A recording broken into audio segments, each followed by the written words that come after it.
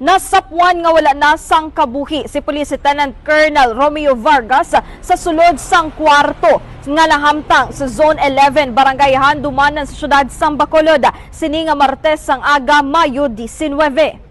Si Police Lieutenant Colonel Vargas ang 56 anyos, kasado, kag nagaserbe sa karon nga tagpamuno sang City Administrative and Resource Management Unit sa Bacolod City Police Office. Ginpahayag ni BCPO Director Police Colonel Eugene Rebadomia pasadulas 11 kagabi si Vargas kag ang bata siniya nakaistoryanay pa apang pagkalas 8 sang aga natingala ini kun nga ayara pang motorsiklo sang iamay kag wala pa nakapadulong sa trabaho. Ginchekyar sang bata ang iya amaya sa kwarto kag iya na diskubrihan nga ini ang nagahamyango na kag wala na sang kabuhi. Suno kay Rebadomia, na-recover ang caliber 45 nga personal nga ginapanag-iyahan ni Vargas kag malapit sa iya nga lawas. Wala naman sang may nabatian nga lupok ang bata sang biktima sang natabo ang insidente. Sa karon hindi pa matumod kung nag-utas sang kabuhi o kung aksidente nga nalutangan o kung may foul play sa kamatayon ni Vargas.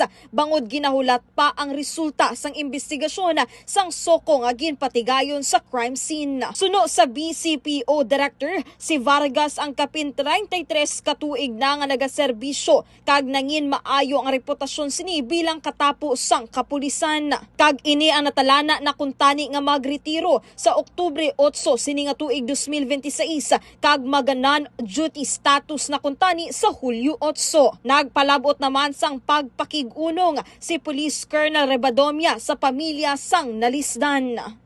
Kasamumon Special Mission ini si Radio Mancheng Santilian, DYHB, Tatak, Aramen.